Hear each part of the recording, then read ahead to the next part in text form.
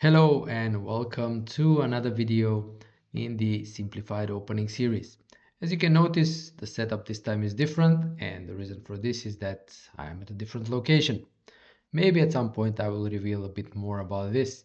But before that, let's dive into one of the most popular openings nowadays, the Catalan opening. I have been asked more than once to actually provide a easy, simplified way to deal with the Catalan, with the black pieces. And today is that day where I will present you with a line that I have played myself with pretty good success, and one which I think is really a straightforward, simple, easy to learn way to deal with the Catalan opening. So what do I have in mind? Yeah, let's take a look. So d4, knight f6, c4 e6, g3, d5, bishop g2, or knight f3, doesn't really matter. We will play the same anyway. And in this position, well, I have tried and analyzed literally all black's moves and variations against the Catalan, and I have played several of them myself. So first and foremost, for example, in my Chessable course, the Lifetime Repertoire on the Queen's Gambit Decline, I proposed one of the most solid ways to deal with the Catalan, which is the bishop before check, bishop d2 and bishop e7, the so-called closed system for black, where black just castles, um, then goes c6, knight bd7, b6, bishop b7 or bishop a6 in various move orders. This has been analyzed in quite a detail in that course. I have also played the so-called open system, which is bishop e7, knight f3, castles, castles, and now d takes c4. If you are a regular on my channel, you will probably remember that in this position, in one of my previous videos, I recommended and explored the move h6, which is quite an interesting way to deal and play the Catalan. Also, after the move c5, I think it was after the move c5, in fact, c5, and after, yeah, cd5, ed5, and then the move knight c3 and h6. So this was played by Magnus Carlsen. I would advise you to take a look at that video for the more detailed coverage. But in this video, I'll just show you actually an even simpler line, and one that I think is quite convenient for black, especially as it involves very little theoretical knowledge. So we go dc4, and after knight f3, again, I have looked at pretty much everything here for myself, while I have played the move bishop b4 earlier, and the move I am going to recommend in this video, and that move is the move bishop d7. Now, if you look at it, black's main problem in the Catalan and in most closed openings is the light squared bishop. And this move is, in fact, the simplest one if you look at it as it seeks to solve the problem of the bad bishop by simply putting it on c6 on the long diagonal, opposing white's bishop on g2. So it's the most straightforward, the most, in a way, you could say, pedestrian way of playing the position. So the threat is bishop c6. And this immediately, by playing in this way, white is basically forced down a narrow path of how to play, because just allowing bishop c6 solves all black's problems. For example, let's say queen c2 with the idea to regain the pawn, then simply bishop c6, and that's it. Basically, black solved all problems because the bishop is on the long diagonal. Let's say queen c4, and then it can go, black can go, for example, bishop d5, continue with c5, knight c6, yeah, and that's pretty much about it. Yeah, another idea is to just stay on c6, for example, go knight bd7, knight b6, yeah, and play with the thanks to this excellent control over the light squares in the center. Yeah, that's another way of playing, but this is not critical at all. Similar is knight bd2, again with the idea to take on c4, but again we go bishop c6 and problem solved. Knight c4, bishop d5, attacking the knight, then going c5. If knight e3, the bishop can, if knight e3, the bishop can come to e4, and then c5, knight c6, again, problem free. And the same applies, for example, if white just goes castles, bishop c6, and that's problem solved. So all this means that white's only move is to go knight e5, yeah, going after the bishop, and at the same time attacking the pawn on b7. Black continues with the plan, bishop c6, offering exchange of the bishops, knight takes c6, and knight takes c6. And this is the first, let's say, important position in this line where black basically solved the problem of the bad bishop by exchanging it for white's knight. So what do we have? Well, obviously white has the pair of bishops and an unopposed light squared bishop, whereas black has smooth development, no bad pieces at all, and an extra pawn. Don't forget that this pawn is extra and white will likely have to take some time to recapture it. But as we will see, this is not always possible. So in this position, white's main move, and again, practically the only move to play for an advantage, is to go castling, to castle short. But as the other moves are, again, not really problematic. For example, exchanging the knight on c6 is very harmless. Bishop c6, bc6, let's say short castle, and simply c5, getting rid of one of the tripled pawns. Don't forget, black is still an extra, has an extra pawn, so c5, exchanging the one of the tripled pawns. After dc5, bishop c5, again, problem-free position for black. A move that deserves some consideration is the move queen a4, attacking the pawn on c4, at the same time also the knight on c6. So queen d7 now, defending the knight on c6, yeah. And in this position, white should actually recapture the pawn on c4 with the queen, because going e3, trying to prevent black from recapturing the pawn on d4, runs into knight b4. For example, and this is already a bit tricky. Yeah, the queens can be exchanged, but there are these threats with knight d3 and knight c2. I will show you a cute trap that luckily happened in one of my games. After, let's say, short castle, knight takes d4, black is now 2 pawns up. So queen c4, regaining 1. Now c5, useful move, strengthening the knight on d4, but at the same time defending the pawn on b7. So knight c3, rook d8, getting away from the long diagonal. And in this position, my opponent kind of missed quite a lot. And he played the natural move e3, which tries to get rid of the annoying knight. But what happened is that after b5, the queen is trapped. Yeah. So basically, white is lost. Yeah, he loses a piece. He has to go knight b5.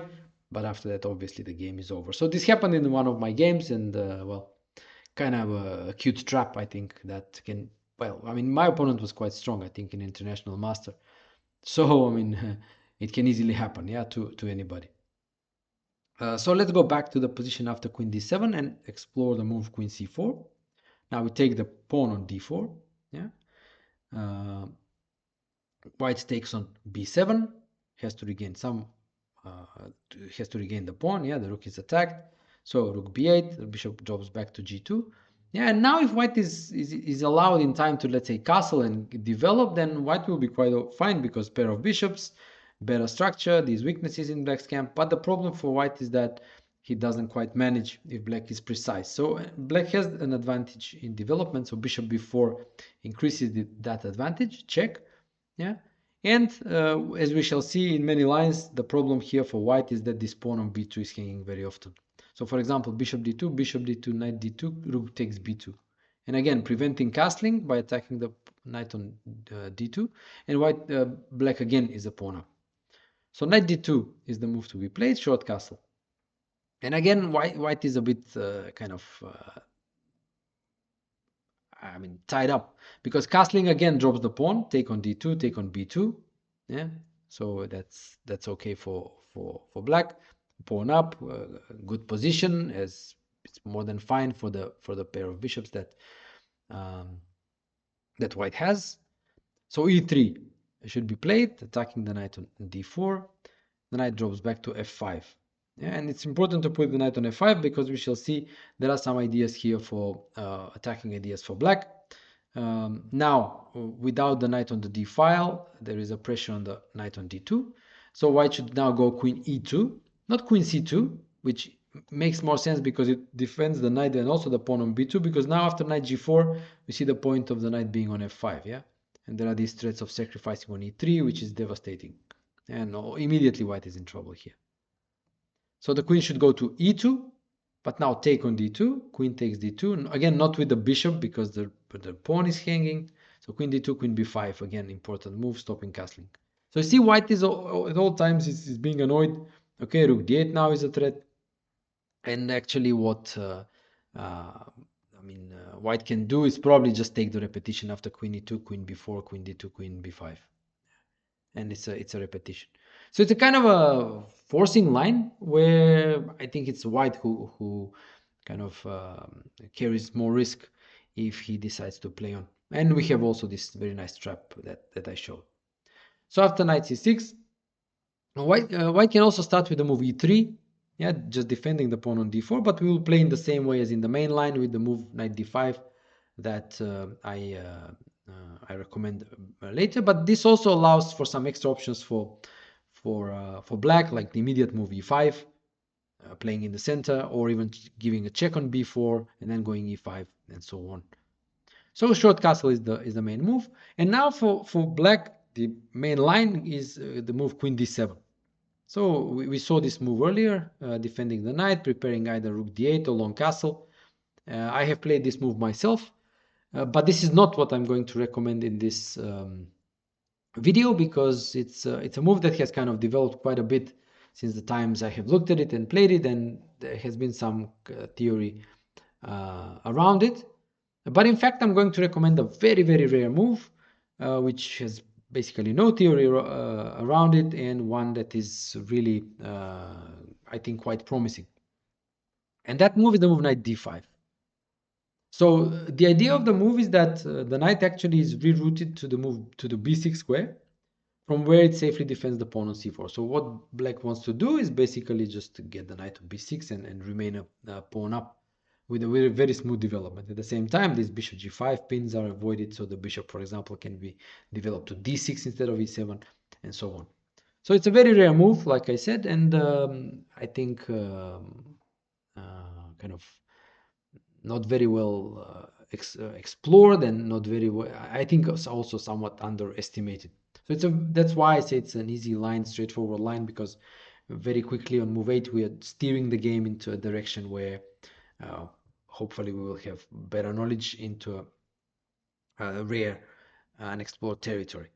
So in this position, white has three main moves. One is the move queen a4, yeah, trying to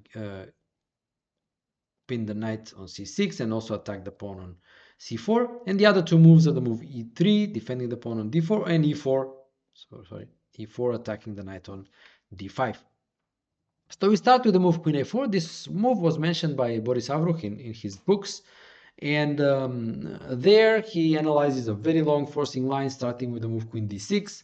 And I've also looked at this line. It's a very long forcing line after queen c4, queen b4, and so on. After the exchange of queens, a very sharp endgame, which I have analyzed to equality. But there is really no need to go for this, because there is a much simpler solution here, and that solution is the kind of an obvious one if you look at it, just continuing with the idea of knight b6. So the knight completes the journey, attacks the queen, defends the pawn, so the only move for white is to take on c6, bc6, queen d7, and after the exchange of queens, queen d7, king d7, again, problem-free endgame for black. He can go c5. The pawn on c4 is well defended, pins down the pawn on b2. So again, very, very comfortable endgame for black. So that's queen a4. Now the other moves are a bit more challenging. Yeah. So let's start with the move e4. A bit more forcing, attacking the knight, but the knight goes just where it wants to go. Knight b6. Now the pawn on d4 is hanging. Yeah. So bishop e3 and bishop e7. So what black wants to do is simply castle and remain a pawn up. Yes, white has the center pair of bishops, but no clear targets to attack. Black has a very compact position, no weaknesses, and again, a pawn up. So the critical move, so let's say, for example, if knight c3 castles, it's quite all right for black. He has some ideas like, say, knight b4, knight d3, maybe go rook c8, push c5 later, and so on. Pawn up is a pawn up. So d5 is critical to kind of disrupt the equilibrium while black hasn't finished with castling. So take on d5, and knight b4. So the knight is attacking the pawn on d5, but also intending to jump to d3.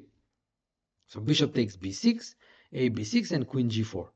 So double attack on the pawn on g7 and the pawn on c4. And now, for example, what the engine suggests is to enter these wild complications with knight c2, going after the rook on a1, queen knight c3, take on a1, take on g7, attacking the rook on h8, rook f8, rook a1, queen d6 now only move for black with the total mess on the board.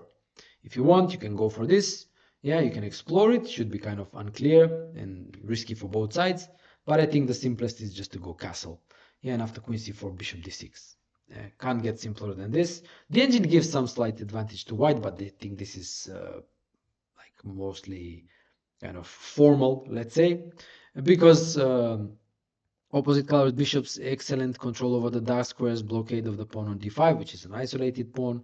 The knight can easily go back to a6, maybe c5, or even if, let's say, b8, d7, and then the knight gets back into the game. No problems really for black here. So simple bishop d6, I think. Castle and bishop d6 solves practically all problems. So that's the line with e4. Now let's take a look at the move e3. Again, this is the most critical, the best line for white. And here again, I will propose a move which is rare. I'm not sure if it's played, but it's kind of rare because the other moves have been examined, like bishop e7 has been examined, b5 is not so good. Queen d7 again transposes to some of the theory. And the rare move I'm going to suggest is the move a6. So it's in a way a preparatory move for the move b5. So then black has a very nice pawn chain. But it's also a waiting move to see what white will do. So let's explore a few options. Yeah. So for example, a4 stops in a way b5 by controlling the square, but weakens the b3 square. So knight a5 now is a very nice spot for the knight, defending the pawn on c4 and targeting this b3 square. Move like queen e2 is possible, but after b5, this ensures that black will remain a pawn up. So let's say b3, take on b3, a b3, bishop b7. Yeah. And we have a position which is kind of a typical for the Catalan. Black is a pawn up, and white has some sort of long-term compensation in view of the pair of bishops and the possibility perhaps to advance in the center.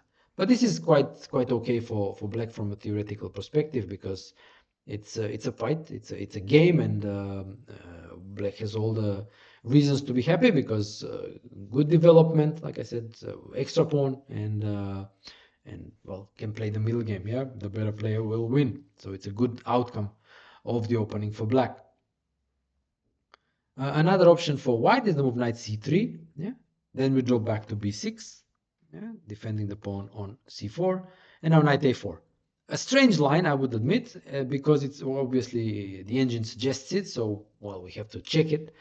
But the idea for white is to kind of exchange the knight on b6 and weaken the defense of the c4 pawn.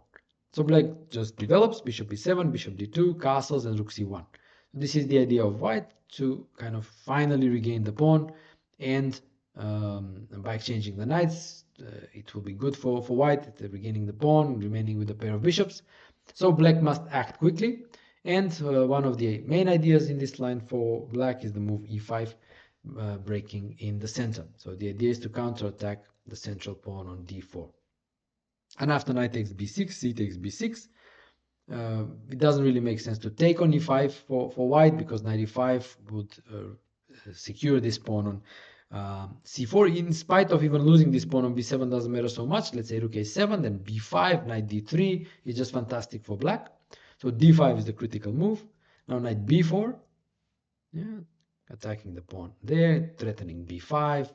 So white must take on c4, and now black takes on d5. So we have a position where black is still a pawn up, while white still has the bishops.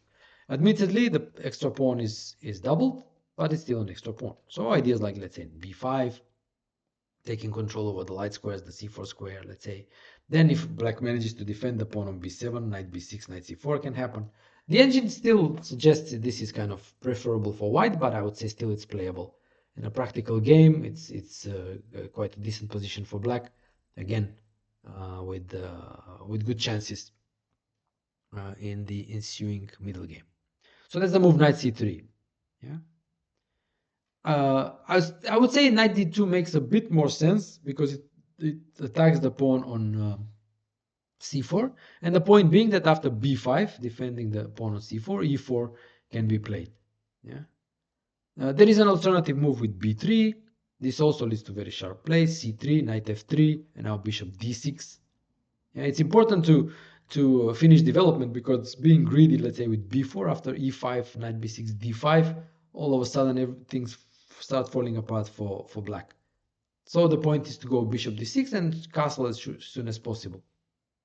So this also leads to quite some sharp positions. I can show you e4, let's say, knight b6, a3, stopping b4, for example, castles, queen d3, attacking the pawn on c3, now b4, defending the pawn, yeah, e5, bishop e7, knight g5. It becomes very sharp, but this is just to show you that black survives, yeah.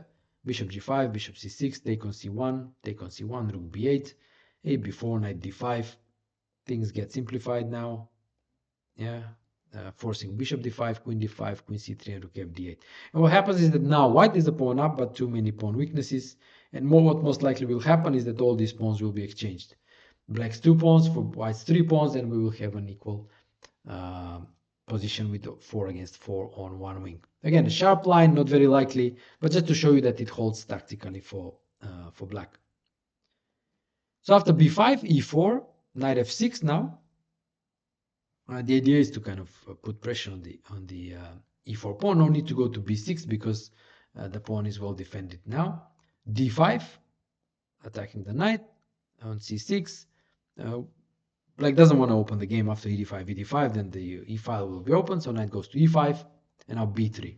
Quite sharp, yeah, as you can see, but to play, this is all unexplored territory, so for white to play like this, it really requires a lot of either super imagination over the board and great tactical and calculational ability, or deep preparation.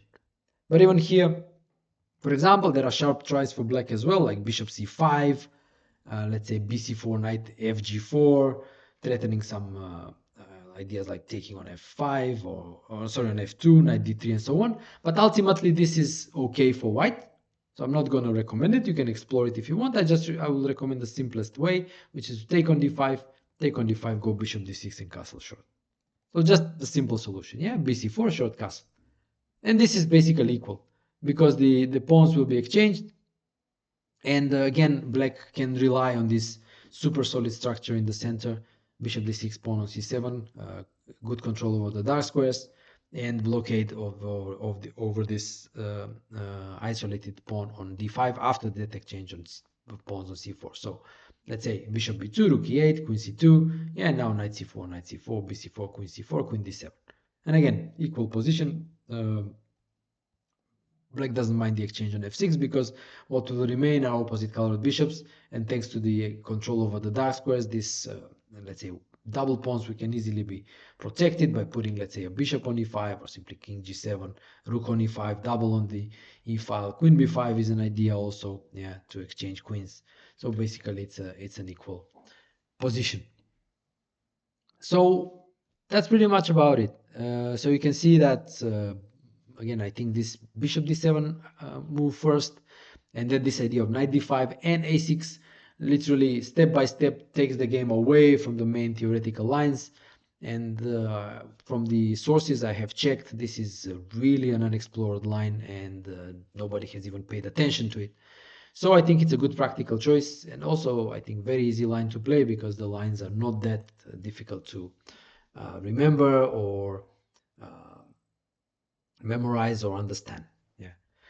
So okay, with this we wrap up this analysis of the Catalan. I hope you liked the video.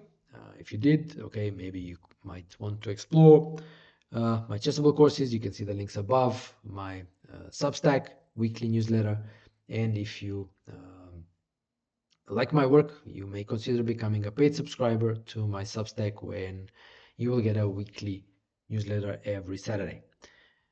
Last but not the least, make sure you smash that subscribe button because it matters to me. I appreciate it a lot when people like, comment, and subscribe to my channel. So thanks all for watching, and I'll see you again soon. Take care.